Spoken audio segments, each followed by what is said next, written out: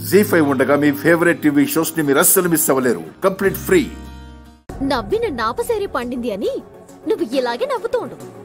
రేపు పందెం గెలిచి నీ దగ్గరే డబ్బులు వసూలు చేయకపోతే నా పేరు చిట్టమే కాదు.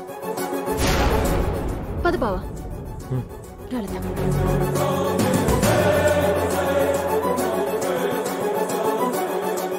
సరే కాంతమ్మ గారు, మీ రాక కోసం రేపు పొట్టేళ్ళ దగ్గర మేము ఎదురు చూస్తూ ఉంటాం. వస్తామమ్మా? అలాగే అలాగే.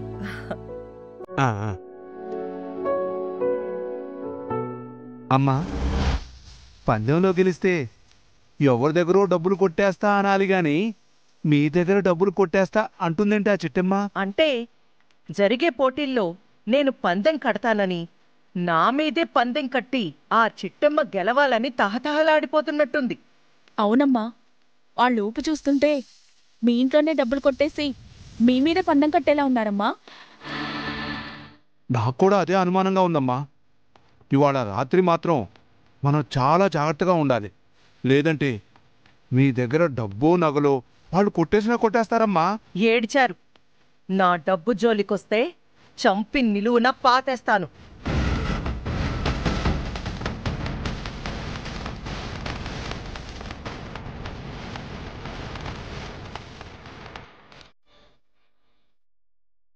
చింతామణి, ఆ చిట్టమ్మ డబ్బులు కొట్టేస్తుందో లేదో కానీ దాని పేరు మీద మనం కొట్టేస్తే ఎలా ఉంటది? సూపర్ ఉంది నాన్నోయ్. వీలు చూసుకొని చేతికందిన కాడికి నొక్కేద్దాం. ఆ నేరం చిట్టమ్మ మీదికి నెట్టేద్దాం. సరేనా? నా బంగారు తల్లి, అన్నీ నా దొంగ బుద్ధులే. పద పద పెడదాం పద. అక్క, రేపు జరిగే పోటీల్ని అడ్డు పెట్టుకుని డబ్బులు సంపాదించాలి అని అనుకున్నావు. బాగానే ఉంది. కానీ పోటీలో పాల్గొనడానికి అసలు మన దగ్గర డబ్బులు ఎక్కడున్నాయక్క? అవును చిట్టమ్మా, నువ్వు అనవసరంగా తొందరపడుతున్నావేమో అనిపిస్తుంది. మనం తినడానికే మా అమ్మ మీద ఆధారపడుతున్నాం. ఈ పోటీల్లో పాల్గొనడానికి డబ్బెలా వస్తుంది చెప్పు?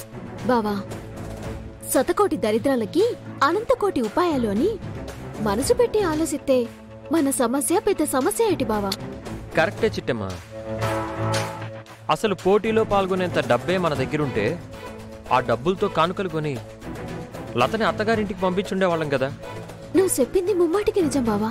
కాకపోతే ఏ 1,00,000కో 2,00,000కో కానుకలు కొని లతకిచ్చి పంపించామనుకో, ఆ తండ్రి కొడుకులు లతతో పాటుగా ఆ కానుకల్ని కూడా ఇసిరి బయటికి పారేస్తారు. నిజానికి వాళ్ళకి కావాల్సింది కానుకలు కాదు బావా. మా లత కళ్ళల్లో కన్నీళ్లు కావాలి. మా బాబాయ్ వాళ్ళ కాళ్ళట్టుకోవడం కావాలి. అలా జరగకూడదంటే, వాళ్ళ నోళ్లు మూయించాలి అంటే వాళ్ళు ఊహించినంత కానుకలు ఇత్తేనే వాళ్ళ నోళ్లు మూతలు పడతాయి. లేదంటే మనల్ని తిట్టడానికి ఆడిపోసుకోవడానికి వాళ్ళ నోళ్ళెప్పుడూ తెరిసే ఉంటాయి బావా. నువ్వు చెప్పింది అర్థమేం చిట్టమ్మా. సరే, లతకి కానుకలు ఇవ్వడానికి ఇదో దారి కనబడింది కాబట్టి ఆ దారిలో ఎలా సక్సెస్ అవ్వాలో మనం ఆలోచిద్దాం. నేను అదే ఆలోచిస్తున్నాను.